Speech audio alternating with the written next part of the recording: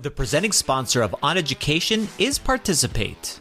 As longtime proponents of social learning and cross-cultural community building, Participate invites you to explore virtual exchange and student leadership as Qatar Foundation International works to build meaningful connections to the Arab world. To become a member of QFI's robust community of educators, visit participate.com/oneducation. On a scale of 1 to 10, how freaking exhausted are you right now? Because I'm like at 11.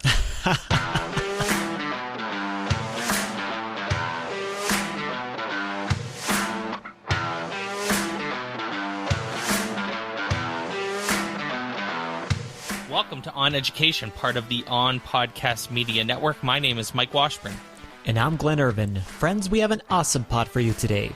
We will debate whether Michael Jordan should be considered a great leader, discuss why it is so important to focus on mental health of both our students and educators. And our guests this week are Empatico's Veronica Vázquez Ugalde and educator Adrienne Britten. Still playing Minecraft. Nice. Steve Isaacs and I are playing Minecraft Hardcore on stream, on the Game On stream, which is the 3 p.m. stream on the Participate channel. And he almost died today, and I almost had a heart attack. He ran into the house with like one heart left. Half a heart. I was like, dude, he almost bit it. It would have sucked because, I'm excited about it. Have you beat Minecraft, like single player? Have you killed the Ender Dragon? With other people, yes. Yeah? But not on hardcore or anything. I was playing it on Xbox with my son. Okay. Yes. And my father-in-law. So there was 3 of us that did it. But yes. Yep, single player. But not hardcore, but still on regular mode, I guess you want to call it. Okay. So it does make a difference, I mean, as far as how quickly or easily you could potentially die. And that was also before they made up all the different additions, where now there's a bunch of stuff at the end. There's a bunch of different stuffs at the nether, Yeah. So there's different items now and different things that you can go exploring, and back then there wasn't. The end was a very limited, arena with the Ender Dragon and so on and so forth.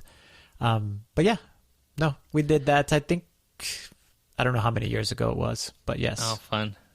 I'm jealous. Yeah. So is that what you're going for? Yeah. I want to beat the game pretty bad too. But if you beat it on hardcore, that's a different level too, because obviously you can't die.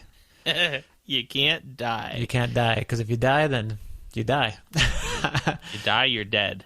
Yes. Yep. You don't get to come back. That sounds like a yogiism. Mm-hmm. That's what that sounds. If you die, you're dead. So we're streaming it. I would love to beat the game, so hopefully we make it happen. Yeah. You could do it. It would be a lot of fun. For sure. It would be a lot of fun. So, Chat on Education Live is a thing, I think, officially. How many have we done now? This would be 4? This is number 3 or 4. Yep. I think it's been fun. Yeah, they're great.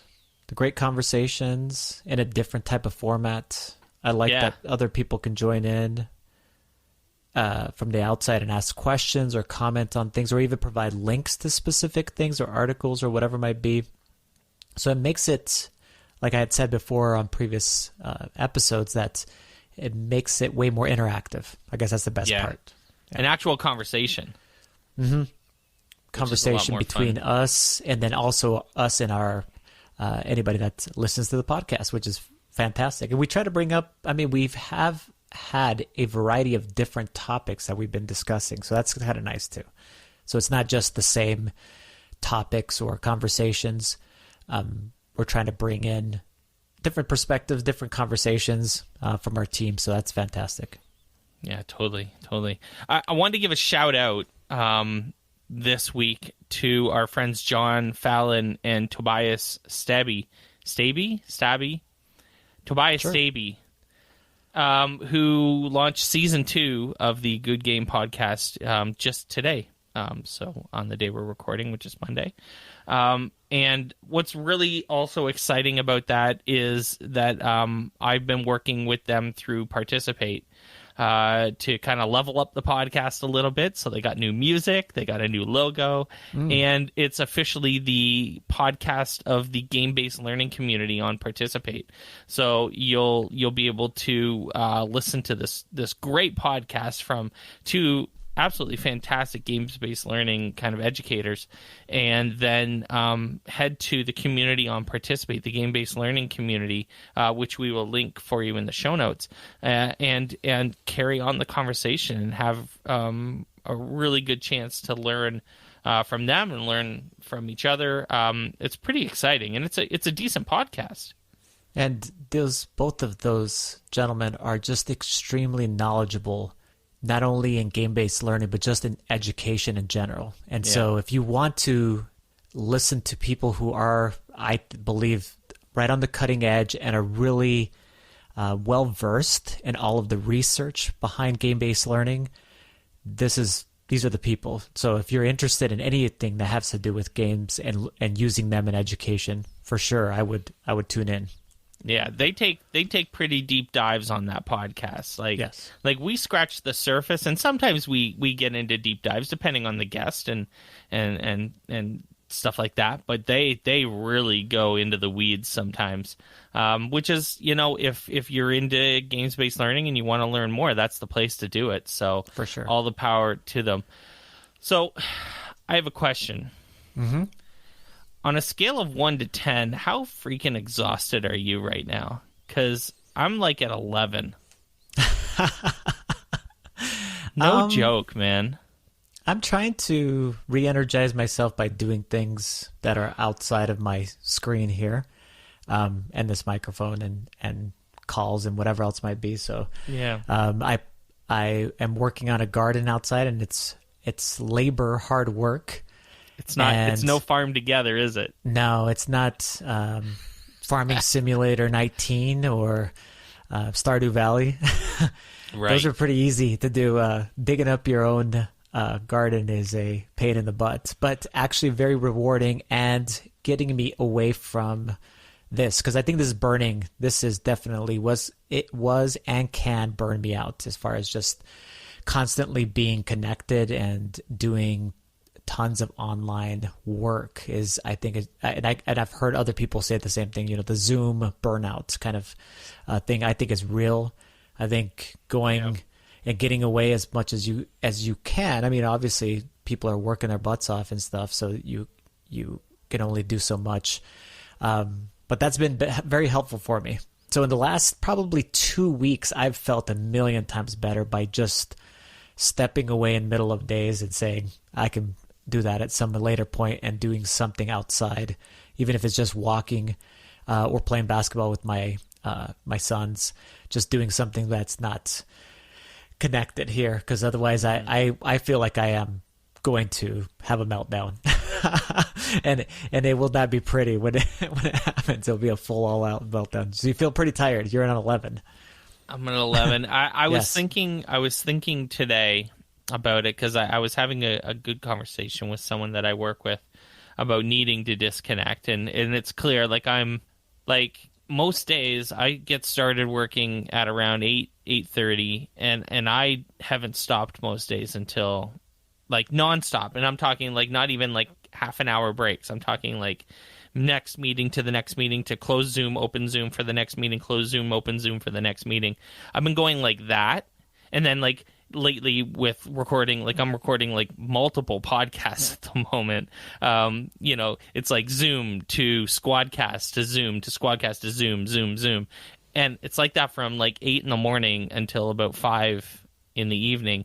And then there's usually like 2 or 3 evenings where I'm doing something too. And it's just, it's getting a little much. And I was thinking about this after this conversation I had about me personally. I think I need to go away to disconnect. Like, I think I'm going to need to, like, intervene on myself at some point. Like, I don't go to a cabin or something. Yeah. Go somewhere I think access I've got to the internet and away from your cell phone. Yeah, or something. Like I think I just gotta not be home. So I'm gonna start thinking about. Yeah, I'm pretty tied up from now until the end of June, until the Minecraft podcast in particular is wrapped up in terms of the recording, which is generally speaking the end of June. So I'm thinking like sometime in July, I'm probably going to take a week and I'm just going to like leave. I'm only laughing because that seems so damn far away. In my mind, it's like when you just said I'm going to go away, that meant like this weekend. Next week. Yeah, and I'm going to be gone for a while. It's like, no, in July sometime. It's like, damn. That's a long time from now. No, my dude. My freaking crops, my real life crops will be growing. My digital crops will have been in multiple seasons of making me millions of dollars. No, my man. I got to grind it out for a few more weeks here at least. Yeah. It's just you got to take mini breaks then. So one of the things I do appreciate about working at Participate is that we're shutting it down on this Friday, so whatever day that is, the 22nd, and also on the 25th. So they've basically given everybody a 4-day weekend. Good. And said, for our celebration in the United States, our Memorial Day, which I get to like today's Victoria Day in Canada, Monday, and I had meetings all day. Like it was not a holiday for me. This Canadian worked all day, folks. But I will get Memorial Day sort of off. But even then, like I tried to separate myself from, like, I blocked off my calendar, but before that happened, I got, we're doing our interview, #marketing, we're doing our interview for the Minecraft podcast on the weekend of, like, this coming weekend, I think. Yep. And I'm doing the interview with Steve Isaacs on the 25th, and I'm doing an interview with Trish Cloud on the 24th. So it's like, I still got like lots going. Like it's really hard for me right now to disconnect completely. But I think I need to, once I'm done this little bit of like this power surge of activity, I've got to actually like step away, and or I'm never going to. I'm just doing too much, and I want to keep doing it, and I'm not practicing really good. Stepping away skills. So if anyone has any ideas on how you disentangle yourself from your work, especially when you're passionate about your work and you like your work and you want to keep working, but it's not good for you, I could use that sort of advice. Stat. So immediately. yeah, like right away, please intervene. Hey, tell me about The Last Dance. I haven't watched this yet. I have not watched this. Michael Jordan, right? This is about Michael Jordan. Well, it's specifically about the Bulls and the last year, hence The Last Dance, that was deemed by Phil Jackson. He wrote it on a piece of paper. He knew that, or on a little preseason playbook kind of thing, and told them, well, this is it. This is he had a 1-year contract, and they said they were not going to re-sign him. Phil Jackson, I'm talking about specifically. Michael Jordan was contemplating retiring.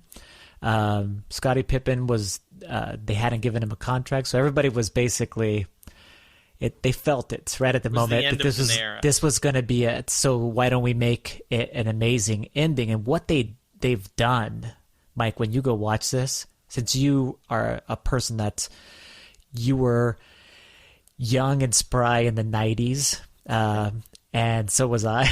I was in high school through and early college when the Bulls were dominant.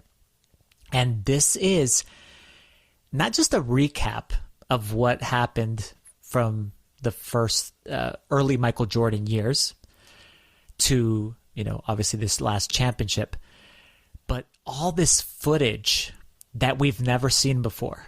It is freaking phenomenal. A whole bunch of footage of all kinds of things that has never been previously released, that during the times they allowed a camera crew, especially during this last season, to be able to record some things.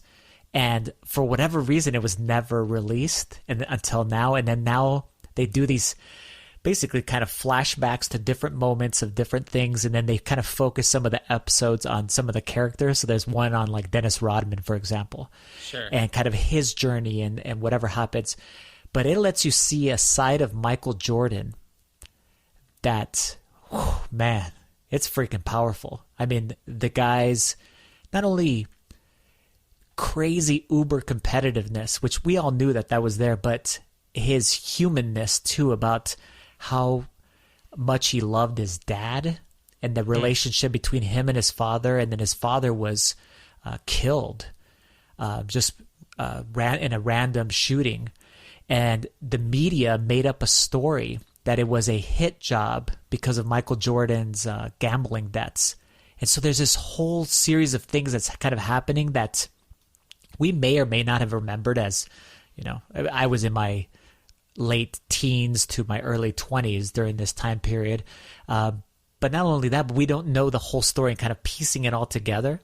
And the coolest part is there's some discussions on EduTwitter that are going on right now talking about our good friend that teaches internationally in Dubai. What's his name? Jeremy Williams? Jeremy Williams posted a Twitter poll the other day on whether or not Michael Jordan was a great leader, and kind of also basically hinting, would you want one of your administrative leaders, a principal, a superintendent, so on and so forth, to have that personality? Basically, was he a great leader? And then kind of a discussion back and forth.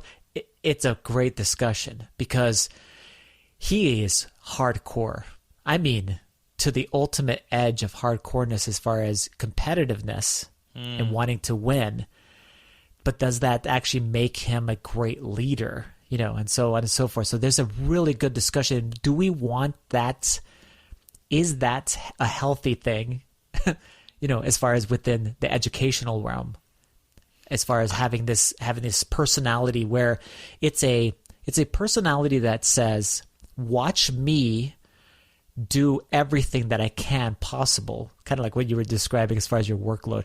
I'm going to work as hard as possible to be able to achieve this goal, and you need to also do the same thing, kind of that personality. Yeah. And if you don't do it, not only will I call you out, but I will boot you off of this team. But even, a lot of his teammates freaking hated him because he was crazy, as far as crazy to win, as far as crazy competitive to the ultimate edge. I want to win no matter what. So it's a really, really well done 10 episodes of it. And I put right here, there's no sports going on right now. Friggin' doesn't matter. Every talk show that has to do with sports is talking about this show, which is funny because it happened in the 90s. It already happened, kind of that stuff. But really the discussions are happening of like, wow, there's some powerful things that occurred, kind of the whole thing of whether Michael Jordan is the greatest player of all time, so on and so forth. But it really makes them relevant again.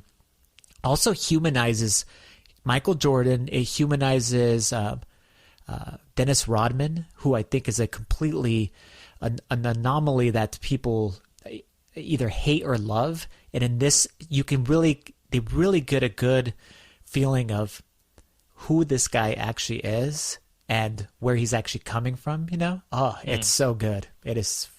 I highly recommend it to anybody. I always thought there was this narrative of Michael Jordan being a big jerk. That's the only narrative I ever remember hearing or reading about, especially recently. I don't know if it's come out in response to, I don't know.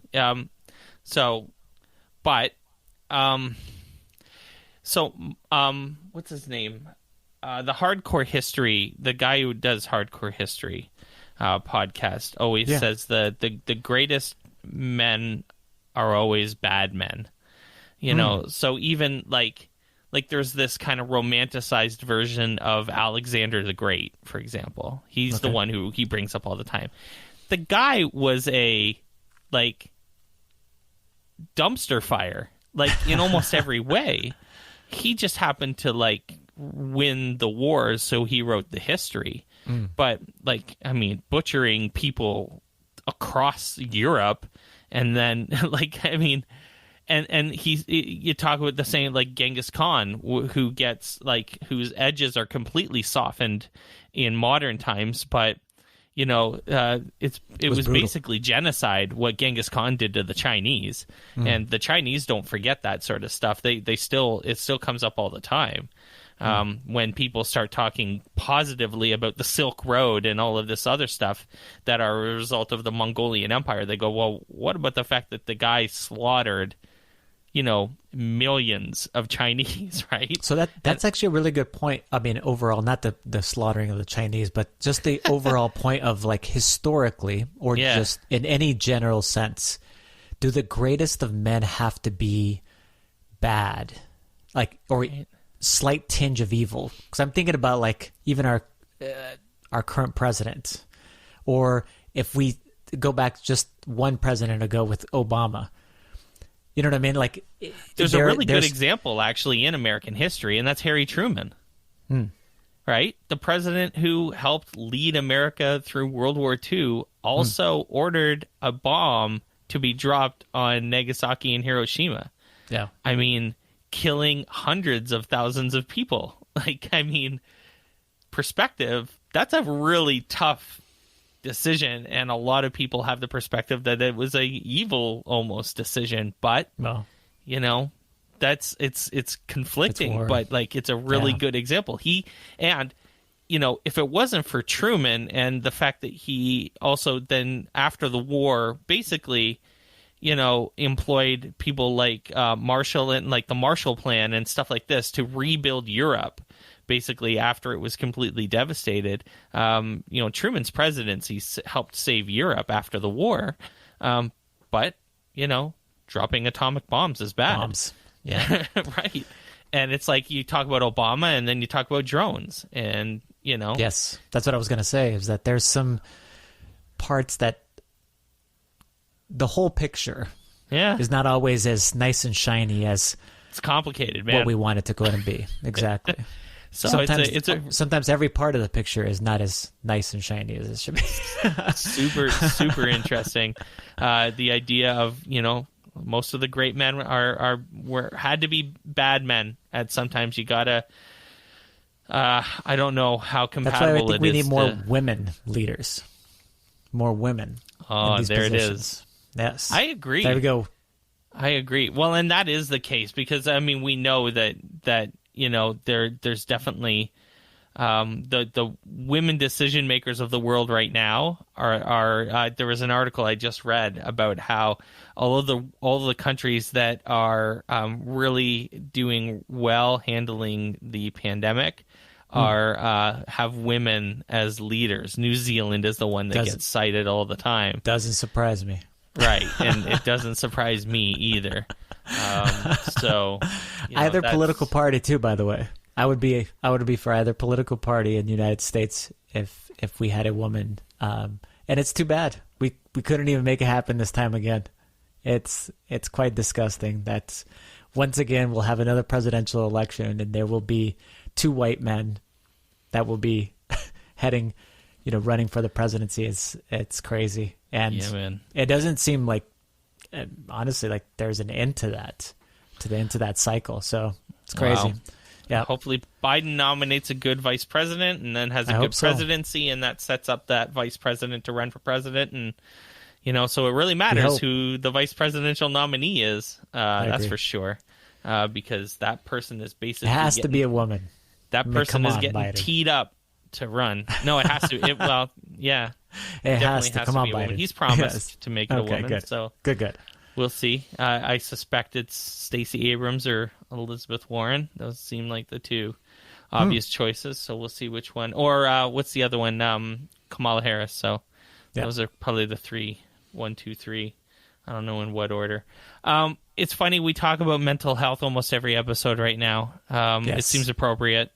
We even talk about on Chat on Education about mental health, about student mental health, about teacher mental health. And you know, another article we'll put in the show notes, just reinforcing, you know, the same thing we've talking about about, really, really having an eye towards student mental health during the crisis, right? Yeah, and I mean, really stepping up and reaching out to our students and making sure that we really do give them an opportunity to let us know as educators and as counselors and social workers and so on and so forth, to be able to help them in whatever ways we actually can. And I think there's a huge push for this, and I think administrators and educators, counselors, social workers are all doing a fantastic job doing this exactly. I've heard so much, not only just talk about it, but there's a lot of action going on with it. Mm-hmm. The part that is interesting though too, Mike, and that's the part that really freaks me out, is what you're describing at your work, I believe is also happening to a lot of teachers. They're passionate about their work. Mm-hmm. They love what they're doing, but it's very difficult to distinguish between what happens at school and doing the teaching job and what's happening at home. And we're in unprecedented times in general, but that is a weird thing. Most people have never had even the time to be able to think through, how am I going to distinguish between these two worlds? And we've been talking about these kinds of things, and I'm worried about educators, especially if this fall we start the year for the most part in a virtual environment in some parts of the United States. There's still going to be educators out there who are going to be doing what we're talking about, which is spending an excessive amount of time working, because they already did it before. But at least there was an opportunity to be able to kind of you drove home as you used to drive home when you were teaching, and you had a chance to kind of decompress, listen to our podcast, get home, and then there was dinner, and you could actually step away and then maybe do some more grading or whatever else, but kind of final things. But then you could put it off to the side, and then the next day you're still at home. You get to do that, and you get to drive to work. And it kind of really puts that separation, even on the weekends. I feel like the weekends are blurring into weekdays so many times, and that's what I'm hearing as far as all these conversations. And same, what you're describing, it is a thing that's happening out there. And so I think it's going to have if it's already not having, a huge effect on our teachers' well-being and their mental health. So we really do need to go ahead and maybe bring on Mandy again and really have this conversation about how do we start this next year. Let's say, Mandy Freilich, to have a conversation, how do we start next year and make sure that we set ourselves up for success for our own mental health, our own mental well-being. So that was a plug for Mandy. We love talking to Mandy. We'll just talk to Mandy anytime. Yes. And so you're talking about schools maybe starting in September, remotely or in a blended environment, but there are schools that are opening in Texas. This summer. There's always something crazy going on in Texas, I tell you. And it's I was born there. Yeah. Well, there we go. It's like its own country. Oh wait, it was its own country. So did I tell you about this, Mike? Let me tell you something real quick. When I was in middle school, I was in El Paso, Texas. And in middle school, probably 7th grade, I don't know if they still do it this way as far as the sequence and order, but you took Texas history, right? There was a history of Texas that you actually learned. And I swear to you, Mike, and I don't think it was just my mind kind of blurring this thing. I swear to God, that book was super freaking thick, because the history of Texas is like a history of its own, a country, because of so many different things, so many different powers that be that wanted to go ahead and control the area, that did control the area, so many different clashes of different things, that it's interesting that it's very conservative now. I think it's really interesting, being that it's a huge Mexican-American population that lived there, that it used to be part of Mexico, that it's a huge economy and very integral as far as the relationship between the United States and Mexico. The relationship between Texas and Mexico is super important. So it's interesting that in general that it's now one of the places where they're like, we're opening it up. We're forging forward. Maybe it's not. Maybe that's like a a Texas type of thing where you're like, we're doing this and we're gonna be able to be successful with it. But they're gonna open this summer classes, and we'll see. I think we're gonna have somebody that was gonna do it. We might as well have someone do it at a large scale.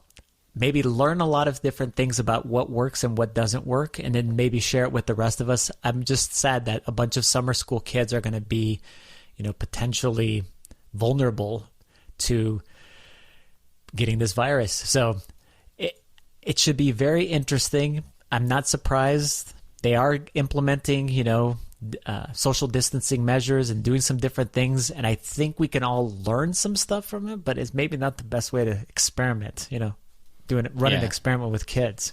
Yeah, totally. So, I mean, God help them. We'll see. We'll see. That's all I got. I could. Texas, man, Texas. We got lots of Texas listeners, and I love you all. But we do love you all. And I'll tell you, Texas is a big state, though. So there's a lot of diversity also in Texas. There's a lot of people that 100% agree with us. So it's not just everybody's not crazy. Right. Not everyone in Texas is crazy. Just the people making the decisions, I suppose. Hey, so listen, you go to a restaurant and the meal's not super good, and you can cause a stink and get your money back. Yeah. And you go to a dry cleaning place and you bring your shirt in. It's got a stain on it, and they say, we can get it out for $20, and they don't get it out, and you get your money back. Yes. Generally speaking, and that happens in a lot of places. If something doesn't meet your expectations, you get your money back, or at least to get a discount. And this is what students are doing with their school, with their university. Listen, they said, this year sucked. I didn't really learn anything. Yeah. And it didn't meet my expectations, and I paid a lot of money to come here. Yes. And I didn't pay a lot of money to come here and then sit at home and watch Zoom.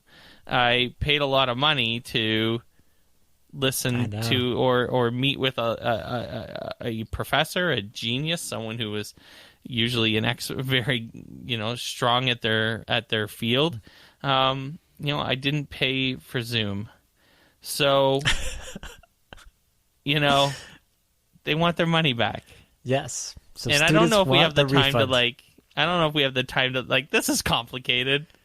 I don't know if we have the time to dig into it, but what do you My general feeling is, I empathize with the students. Yes. I understand what they're talking about, because number one, it's very expensive to go to a university. And this isn't what they signed up for. And universities in the United States they canceled classes really early in this process. Remember that? Especially in comparison with public schools, they canceled very, very early, and they sent their students home for the most part. And so wanting a refund for their tuition, I could empathize with you, though you can still have the opportunity, and you still did, obviously, to be able to earn your college credits, to be able to go ahead and pursue your degree and complete your degrees and so on and so forth. It's an unprecedented time. So it's a time where I don't feel like that should be where they should be at, in a way. So I can empathize with them. It's like, really, this is where we're headed. They did it. The colleges did it to make sure that you were going to be okay and safe, and they continue to go ahead and make decisions based on that. This wasn't ideal. We didn't want it to actually happen. People did the best that they possibly could. Like our good friend Connor Kropp, who is a university student and he's I believe he's a junior. He may be a senior already, but he's a junior. And he said he hated it, and that he takes communication classes, and that this can't be emulated. What they did at school, at the university, can't be emulated on or simulated on in an online environment, at least not in this kind of quick turnaround. So I can definitely see that. And I think it's a good discussion. And maybe we should bring on some college, university experts. Dave Blanchard works at a university. We know some other university people and maybe even some college students. That would be cool to have both of them on there and kind of have a discussion about, should they get their money back? So, discussion or Hunger Games? Both. Except it's virtual Hunger Games, so it's not as hardcore. Certainly the stakes would be a lot lower. Well, that's good. Yes. When we come back, we're going to spend some time talking about empathy and about what one company, Empatico, is doing to help educators during this time teach empathy and reflect it in their practice. GoGuardian helps thousands of K-12 school districts maximize the learning potential of over 8 million students. GoGuardian's products enable productive and safe digital learning by helping educators identify learning patterns, protect students from harmful and distracting content, and support mental health. To support schools during their distance learning transition, GoGuardian is offering free access to their entire product suite until the end of the school year. To learn more about GoGuardian and download their free resources about distance learning, visit their Distance Learning Resource Center at goguardian.com/distance learning. Welcome back to the podcast. Empatico connects educators, helping them to share the perspectives and ideas of other students from around the world with their students. Joining us on the podcast today are Empatico's Veronica Vázquez Ugalde and teacher Adrienne Britten. Welcome to OnEducation. Thanks so much for having us. So, Veronica, I can imagine there are a number of our listeners who aren't aware of Empatico, what you do and how you do it. Before we get started, I think we should start with the basics. Tell us a bit more about Empatico. Thanks, Glenn. Of course. So Empatico is and was originally conceived as this video conferencing tool that allows teachers to connect their classroom to other classrooms around the world with the support of research-based activities that were specifically designed to foster curiosity, meaningful connections, and empathy among students who are 6 to 11 years old. These activities that I'm referring to are basically like lesson plans that really focus on 4 things: allowing children to recognize similarities with each other, share personal stories. Of course, if we think about friendships, really sharing those personal stories, it's what really sparks connection. Appreciating differences, and practicing perspective taking and empathy skills with one another.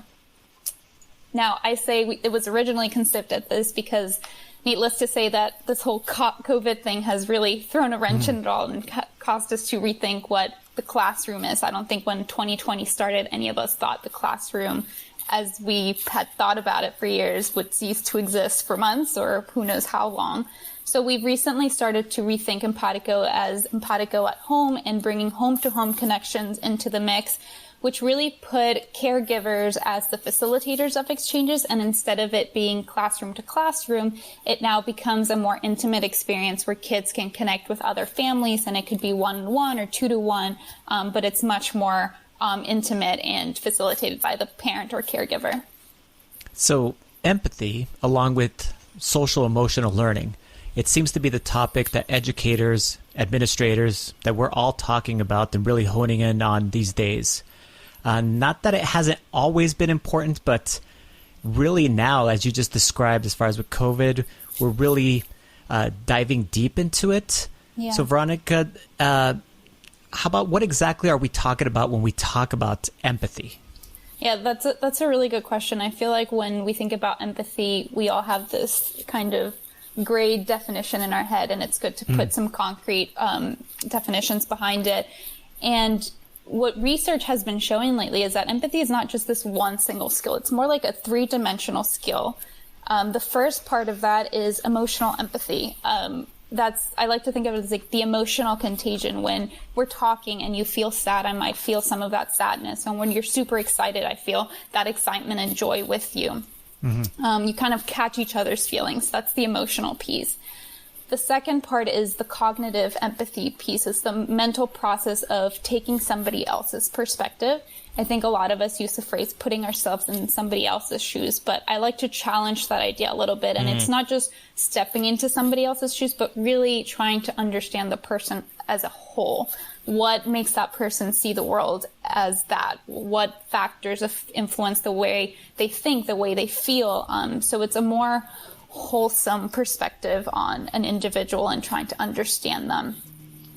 And then the last part of empathy kind of combines emotional and cognitive empathy together and puts it into action. It's behavioral empathy. So it's really taking that understanding and the feelings that we've gathered from our conversations, our interactions with the other person, and using that to inform a way that we can help that person in a way that benefits them.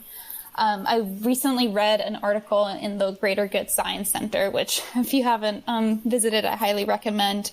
And one of the empathy experts they were interviewing mentioned that we often say, do unto others as you wish others do to you, but empathy is kind of challenging that. You don't want to do as you would like to do to you. It's really all about the other person's. Like, what are their tastes? What are their needs? What are their experiences? So it's really taking you out of that equation. So, Adrienne, educators are bombarded with learning goals and targets and standardized tests. And in Ontario, so you're an Ontario educator, collective bargaining was like dominating teachers' lives for the better part of the last school year.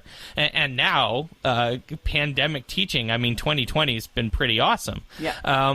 So why in the midst of all this teaching, teaching core competencies, talking about math and language and science, why is it important to develop or have students develop empathy? Well, I think it's super important that students develop empathy because it allows them to create a strong sense of security within their community. So I think that's one really important thing. And it promotes a really strong relationship with other students and other educators. And that in itself positions them really well just for learning. Without that in itself, learning can't really occur.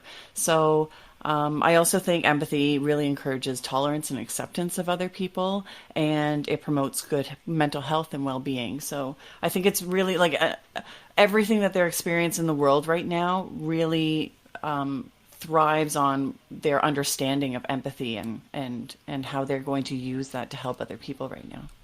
And we live in, you and I both live in Southern Ontario, which is like an incredibly diverse part of the world, one of the most diverse parts of the world that there is, in fact. And so I would think that empathy would be big in your classroom teaching in Toronto and really in Southern Ontario, for the idea that, you have all of these students and different perspectives and religions and points of view and upbringings.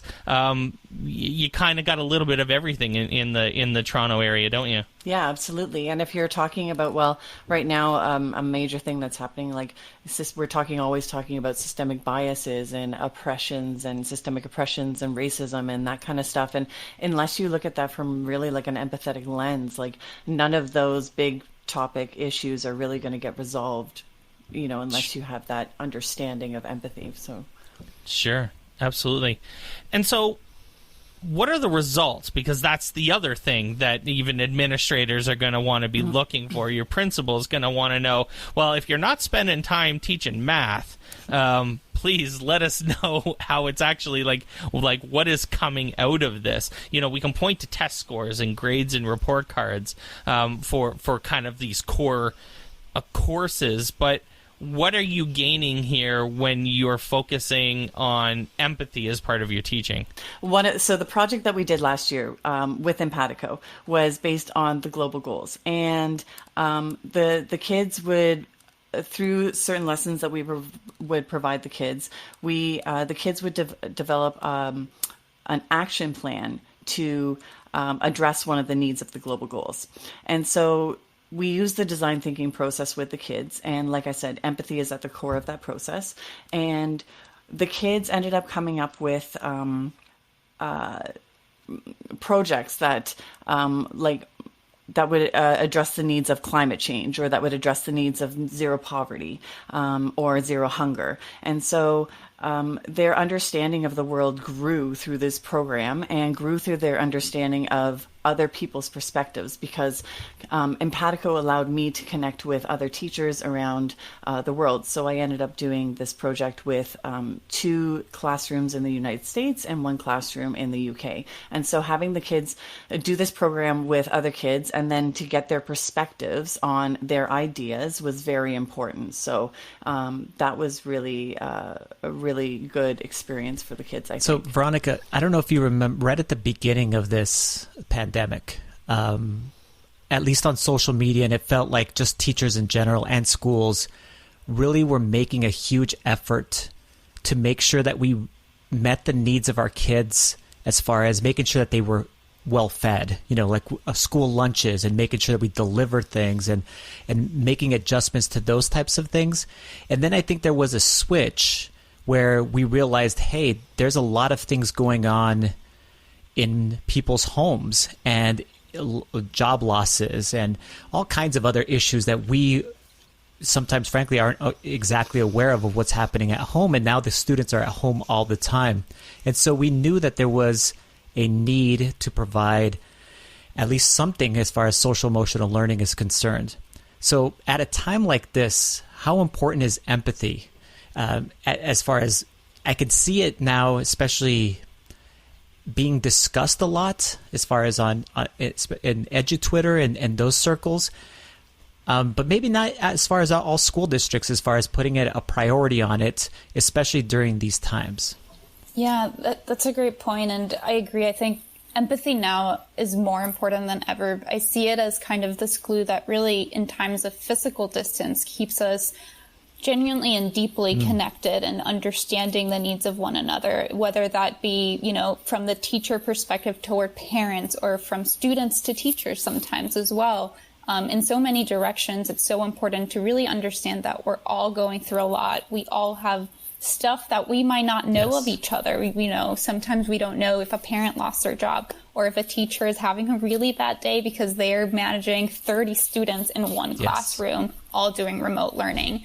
So empathy is just really important to kind of keep us grounded in, we're all going through this shared experience, but the results of that shared experience are different for each and one of us. And that empathy helps us understand that. This is also a really, unique moment, I think, especially for younger generations. It's really astonishing that we all have this really similar and shared experience across the globe. Yes. And, one of the things we try to do at Empatico is that, what I mentioned in the activity, recognizing similarities as like a starting point of building relationships. And this is a huge historical shared experience that we are all experiencing. And again, I think it's so important to even talk to kids, like, even if this is what we're experiencing at home, it might be very different in another home, in another community, in another country, and so on and so on. So we can start conversations about really understanding others. And in line with that, I think, at least from my perspective, I've heard a lot of talk and desire to help others during this time. We all like, what can I do for my community? What can I do for my neighbor?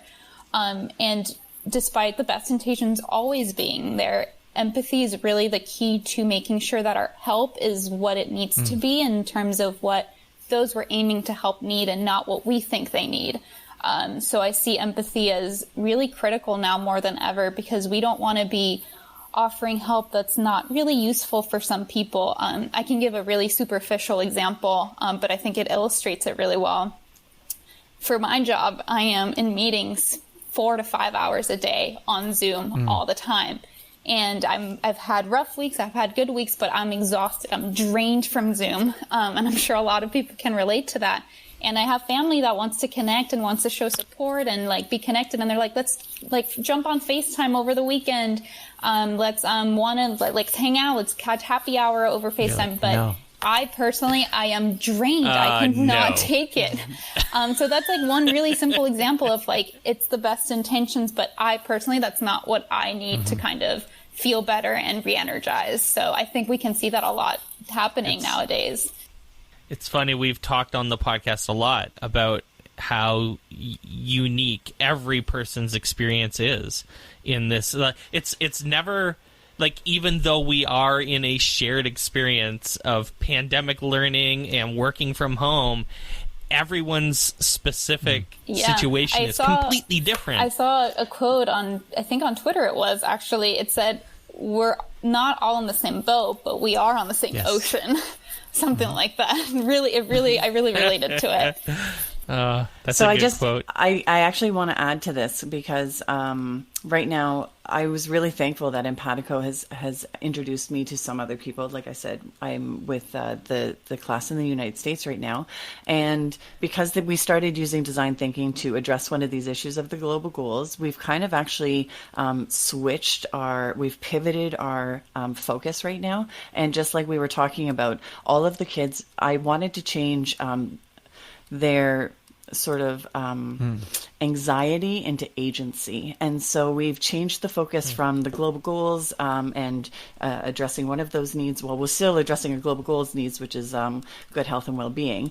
But now all the kids want to focus on doing a business that will help other kids deal with the anxieties of COVID-19. And so I have 3 different teams going on, and one of the teams is doing videos to help. They're called Co-Video. That's their team name. And they're doing videos that will help little grade 1s and kindergarten kids understand the severity of COVID without actually scaring them. They want to do puppet shows and stop motion animation. I have another group who wants to do sketching videos for kids of all ages and all levels. And then I have the third group who wants to do videos for grades like 4 and 5 kids to keep them like a boredom buster kind of videos. And they're going to be on all different topics. But this all, again, comes from like a place of empathy and them wanting to do something because they're really like powerless right now. If they think about it, right? They're stuck at home. They're with their parents. They can't go out. So they feel powerless. So this gives them like a sense of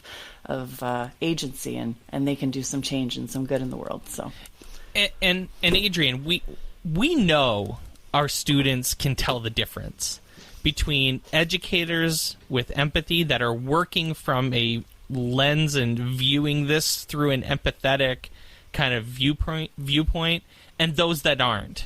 And we've seen it on Twitter and we've seen it everywhere else where there's the teachers that are like, you need to hand in your assignments on time and there's no eating during Zoom and just crazy stuff like that are clearly showing absolutely no understanding for this idea that kids' perspectives are unique and everyone's home life is completely different. Yeah. And the teachers that just get it. They get it, and probably also because they're going through it too. And I mean, Glenn and I are both we're both classroom teachers. It makes a huge difference to your kids to be when you're in a crisis like this, for them to see that you're teaching with empathy, right? Mm-hmm, absolutely. And I think it's important to model empathy all the time, right? That's sure. The only way that they're going to understand it is if you model it, right? And I think we also forget a lot of times we're social beings, and for learning to occur, our relationships need to be at their best. And, teachers being there for students right now might be the best way for them to learn. And they are getting something out Veronica, of that. I was wondering, what exactly is Empatico doing during this time to make teachers' ideas more accessible to educators, or you guys' ideas to make it more accessible to educators who can use guidance on teaching and learning about empathy specifically? Yeah, we have a couple of things going on. So as I mentioned, as a response to COVID, we launched this broader Empatico at Home umbrella. And within that, we have the home-to-home connections, which in of itself have caregiver resources and tips and guides to having those interactions at homes, which I think it's very useful because they're very practical tips for bringing empathy to life in those interactions. And of course, those are available to caregivers and or teachers, etc. Another thing around Empatico at Home is what we call empathy hours. These are virtual meetups that happened every 2 to 3 weeks, more or less. And the idea is that we want to create a community of educators and caregivers now who are the new educators to come together and have a space to talk with each other, share resources, share how they feel, share their challenges, their tips. And each session, we have different topics as they relate to COVID. So the first session we had was around well-being. So we talked more broadly about adult well-being, kind of touching on what Adrienne said. We have to model things for our children and students. When they see us doing it, they'll be more enticed to do them themselves. Then we had another session around how can we empower local communities ourselves and then build up to having global communities to share knowledge, share support. And then the last one that we had I lose track of time, last week, was around home-to-home connections. And we had three caregivers who are also Empatico educators share the experience and tips around how to do these at home and what works for them and what could work for other caregivers trying to do the same at home. So really what we're aiming to do is to kind of create a space where we can all learn together. The reality is that this is unprecedented times, uncharted territory for all of us. So we really just want to use this as an opportunity to learn together. And then more statically, something that's been around, that's existed for a little bit, and we still offer it for free, is our professional development course, which is actually hosted on Participate. This professional development course was created around the idea that students indeed learn a lot of their social skills, particularly empathy, by modeling what they see in their role models. So it's a 5-course series that starts with helping educators build more self-awareness around the things that affect how they relate to others. So identity, biases, stereotypes, all that stuff. So once we have that self-awareness, then we can turn to teaching concretely empathy and other social awareness skills to students. So the latter part of the course now, which includes exercises to be done in the classroom, has to be rethought a little bit so that we can apply it to the new context. But the content is free and it's there, and I think it's still really relevant. And we're going to be thinking about how we can make the exercises doable now and then this new time. So where can people go to learn more about Empatico? You gave us a couple of websites, but you can go ahead and repeat it again. And also, where can our listeners connect with both of you guys as far as on social media or wherever else? Yeah, so to get more about Empatico, it's empatico.org. Everything is there, from our blog, our Empatico at Home, and regular Empatico. And then you can find me on Twitter. I recently joined the Twitter game. I was very hesitant for a while, but it's Veronica MVU. Welcome. So I'll be there as well. I'm at Miss Britten 1. I wanted to mention that if you go to participate.com/OnEducation, you'll actually see a link to the Spark Empathy community on with Empatico. So if you go to or participate.com/OnEducation, and you can check out everything that Empatico is doing on Participate, which is awesome. Veronica and Adrienne, thanks so much for your time today. Thank you so much for having us. Thanks for listening to On Education. My name is Glenn Irvin. My co-host is Mike Washburn. On Education is part of the On Podcast Media Network. You can listen to this show and many others by great educators like Monica Burns, Mike Matera, Tisha Richmond, and many more by visiting onpodcastmedia.com. Want to get in touch with us? Check out our website at oneducationpodcast.com. You can tweet us at oneducationpod. Mike is at Mr. Washburn on Twitter, and I can be found on Twitter at IrvSpanish. You can find us on Facebook by visiting facebook.com/oneducationpod. We're also on Instagram at oneducationpod. If you're enjoying the show and think others would too, we would be thrilled if you shared it with them. Please leave us a rating or review in Apple Podcasts or Google Podcasts. When you leave a rating, it gives our podcast rankings a boost. This helps others discover the show. We want to thank our presenting sponsor, Participate, for supporting us. Check out participate.com to learn more about them. Thanks as always for listening. Stay awesome and see you soon.